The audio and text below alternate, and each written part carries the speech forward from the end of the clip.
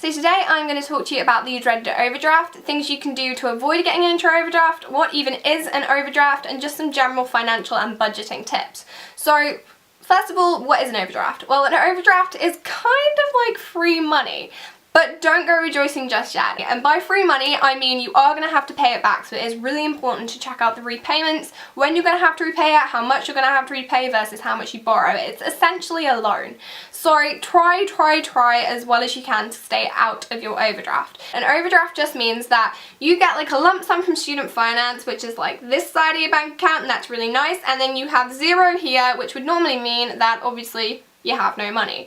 Well, what an overdraft is the bank will give you, and I say give you very loosely, give you some money in order for you to get through your studies. Now, often these are around £1,000 overdrafts, and then they generally increase as you go through university. So if you keep your bank account with them open for like your first, second and third year, you can also pick up some really great perks such as free NUS cards and free rail cards and things like that. So it's definitely worth shopping around, especially as you have to work out repayments and how much you're going to have to repay versus how much you're going to take out of your overdraft. So that is definitely something you have to consider. Please read the small print before you open an overdraft. An overdraft is a really great thing to have in the summer holidays because it does mean you don't have to work if you don't want to. You can go into your overdraft, but please be mindful that your first chunk of student loan when you start the new academic year will be used to pay back what you spent in the summer. It's not something that, you know, you can just easily wipe clean. It's something that you're going to be stuck with paying back.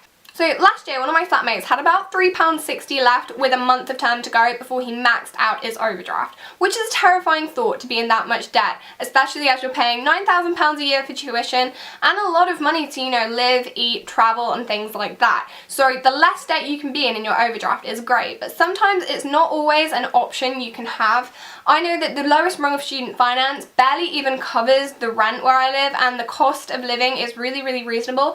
If you can get a contract that includes electricity bills and things like that, it saves you money, which sounds insane because the ticket price is obviously a lot higher if it's all inclusive than it would be without. But my friends who've gone into a house where the bills aren't included actually end up forking out a lot more for unforeseen costs like internet and things than we ever did when it was all inclusive. And the great thing about that is when you're living with a lot of other people, it's nice to know that they can have their straighteners on and leave them on. I don't advise leaving your straighteners on, but you know what I mean. If you ever have that person who has every light on in the house and every electronic device, then this gives them the freedom to do that, and you can do whatever you need to do and you don't have to pay out for them leaving every light on. So if you are worried about going dramatically into your overdraft, and I'm talking not just £100, I'm talking maybe into the 4 digits, then here are some tips about how to hopefully keep you from avoiding it. Well, a lot of my friends ask their parents for help, so their parents will pay for their rent and they will use their student loan for like the weekly shop. If you are not in the position to do that, which I know a lot of people aren't, then I would definitely advise going and getting a job.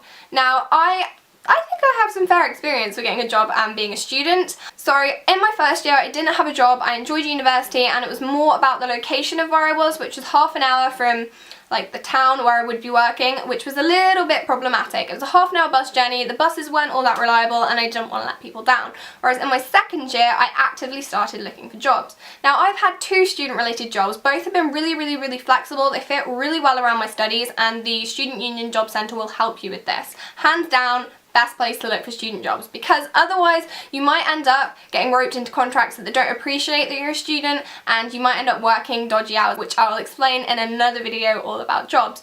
So getting a job is a great way to have financial freedom. If you can kind of figure out a compromise where you can work just enough hours, I mean, even if you can work to the value of like £40 will help you do the weekly shop. It will not be like crazy amounts to live on. I know people who will spend £40 on a night out and not even blink, but £40 is a reasonable amount that you can earn. It will help you do the weekly shop and it will help you survive, which is kind of what university is all about. It's about learning those survival skills for later life. So what other things can you do? Well, you can budget. I worked out my weekly budget and I worked out my budget per day. Now obviously per day is not realistic, but per week is fantastic. Now I didn't stick to this religiously. I have friends who do, and they tally everything that they buy in a notebook and then they work out their finances from there. I personally think that is just a little bit tedious and boring, and I have several thousand more things that I prefer to spend my time on. So what I do is kind of create a rough tally in my head. I, as a blogger and like a vlogger, I really do like my shopping, so yes, I do spend just a little bit of my earnings on that. Obviously at university, not all you're going to pay out for is weekly shops. You do have to live and you have to enjoy it. So if I go out and I see a really nice pair of shoes, or I bought a tablet in my first year at university, which I have used pretty much every day since, so consider that tablet as like a huge purchase. I said, okay, I've spent this much this week and it's a lot more than I'm going to spend any other week I'm at university, so how can I compromise that? So I basically took a proportion of what I would have spent every week and kind of saved it to put it towards paying for that. But you also have to remember, when you're spending like that, to always leave some money for rainy days. Whilst at university, my laptop broke, my phone screen smashed, it was just disastrous. So I always had to have a little reserve for emergencies.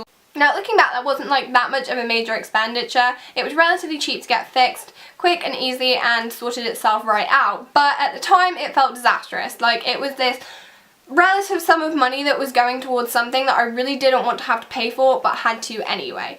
Saving some money for a rainy day is excellent, and that's kind of why the overdraft is a really good idea, because if you do hit absolute zero and then something catastrophic happens, you've always got that extra money to fall back on. I kind of agree with the overdraft. I think it's a really good idea, but you have to also learn to budget and act responsible with your money, because if you think that the overdraft is essentially a bunch of free money that you're going to get, you are going to get yourself in trouble. So I know this video was a little bit more serious than a lot of my videos, but I feel like an overdraft is like a serious thing that you have to treat well, otherwise it can have a knock-on effect right up until you're in your first job and you're earning there and you're paying back what you spent as a student, and you will really regret it if you do go that far into your overdraft. So try and be mindful of your finances, but enjoy yourself at the same time, and I'll speak to you guys next week. Bye.